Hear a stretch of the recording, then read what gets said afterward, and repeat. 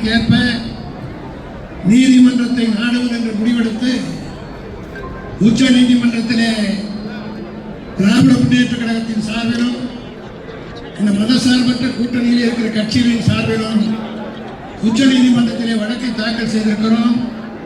அந்த வழக்கு இன்றைக்கு இன்னும் ஒரு 10-20 நிமிடத்திலே உச்ச நீதிமன்றத்திலே விசாரணைக்கு வர இருக்கிறது.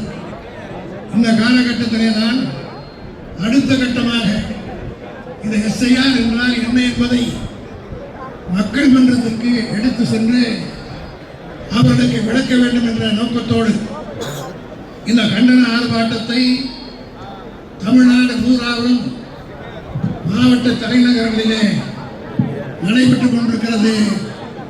அதே முகத்தான் இந்த திருவள்ளூரிலும் இவ்வளவு பிரம்மாண்டமான இந்த ஆர்ப்பாட்டம் குறுகிய காலத்திலே ஏற்பாடு செய்யப்பட்டு கிடக்கிறது என்று சொன்னால் இதனுடைய உணர்வுகளை மத்தியிலே இருக்கக்கூடிய ஒன்றிய அரசும் குறிப்பாக தேர்தல் ஆணையமும் புரிந்து கொள்ள வேண்டும்.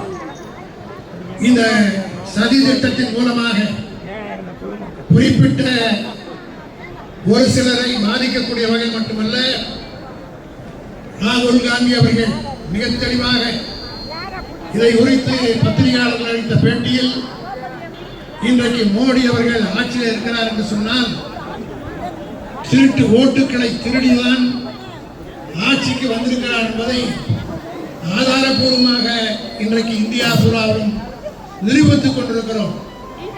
மோடி இன்றைக்கு ஆட்சியில் இருக்கிறார் என்றால் 37% வாக்குகளை பெற்றுத்தான் ஆட்சியில் இருக்கிறார்.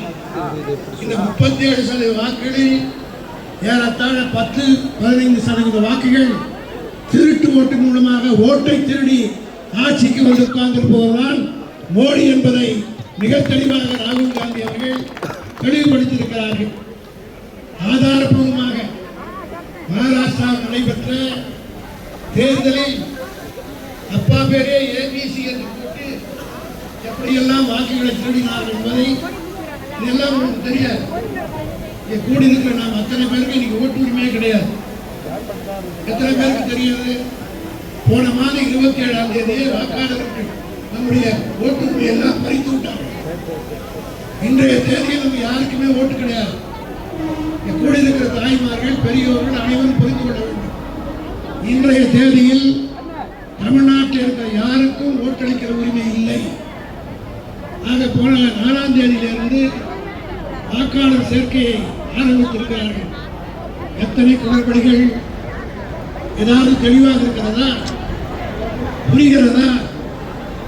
இதை திட்டமிட்டு செய்வதற்கு காரணம் உங்களிடத்திலே கொடுக்கப்படுகிற அந்த படிவத்தை இன்றைக்கு அதனுடைய முக்கியத்துவம் உங்களுக்கு தெரியாது. ஆனால் தேர்தல் நடக்கிற அன்னைக்கு ஓட்டு இல்லையே அப்படி என்று நீங்கள் வருத்தப்பட்டு எந்த பயனும் கிடையாது. அதற்காகத்தான் படிப்பறிவு இல்லாத பாமர மக்கள் மத்தியிலே படித்தவர்கள் மேல்தட்டிலே இருக்கிறவர்கள் எப்படி வாங்கி விடுவார்கள்? ஓட்டு உரிமை வாங்குவாங்க, ஓட்டுக்கா வந்து போட மாட்டாங்க. ஆனால் ஓட்டளிக்கிற மக்கள் நடுத்தர மிகவும் பின்தங்கி இருக்கக்கூடிய மக்கள் தான் 180% வாக்காளர்கள் வாக்குகளை பதிவு செய்கிறார்கள். இவருடைய வாக்குகளை எல்லாம்